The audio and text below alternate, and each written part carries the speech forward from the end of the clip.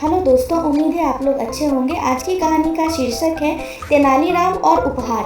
विजयनगर के राजा कृष्णदेव राय के दरबार में एक दिन पड़ोसी देश का दूत आया। यह राजा कृष्णदेव राय के लिए अनेक उपहार भी लाया था। विजयनगर के राज दरबारियों ने दूत का खूब स्वागत सत्कार किया।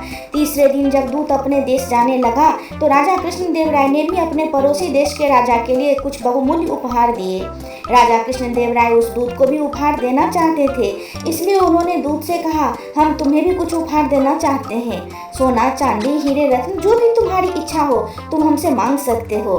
दूत ने कहा, महाराज मुझे यह सब कुछ नहीं चाहिए, यदि देना चाहते हैं तो कुछ और दीजिए। आगे दूत ने कहा, मुझे ऐसा उपहार दीजिए जो सुख में दुख में सदा मेरे साथ रहे, जिसे मुझसे कोई छीन न पाए। यह सुनकर राजा कृष्णदेव राय चकरा गए। उन्होंने उत्सुक नजरों से दरबारियों की ओर देखा। सबके चेहरों पर परेशानी के भाव दिखाई दे रहे थे। किसी की समझ में नहीं आ रहा था कि ऐसा कौन सा उपहार हो सकता है। तभी राजा कृष्णदेव राय को तेनालीराम की याद आ गई।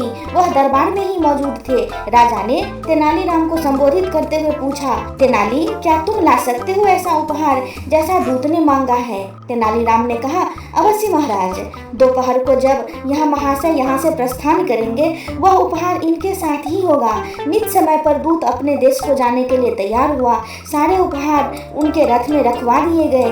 जब राजा कृष्णदेव राय उस दूत को विदा करने लगे तो दूत बोला, महाराज मुझे वह उपहार तो मिला ही नहीं, इसका आपने मुझसे वादा किया था। राजा कृष्णदेव राय ने तेनालीराम की ओर देखा और बोले, तेनालीराम तुम ला नहीं पाए वह उपहार? इस पर तेनालीराम हंसकर बोले, महाराज वह उपहार तो इस समय भी इनके साथ ही है, लेकिन यह उसे देख नहीं पा रहे हैं। इनसे कहिए कि जरा पीछे पलट कर देखें। दूत ने पीछे मुड़कर देखा मगर उसे कुछ भी नजर न आया। वह बोला, कहाँ है वह उपहार महाराज?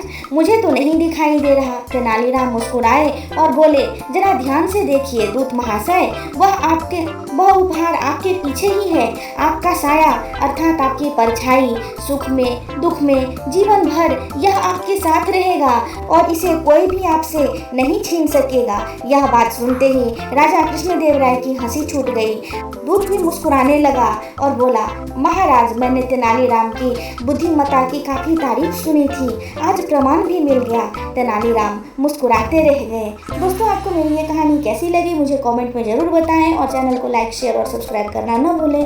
धन्यवाद। मैं फिर से आऊंगी एक नई कहानी के साथ। तब तक के लिए आप लोग अपना ढेर सारा ख्याल रखें।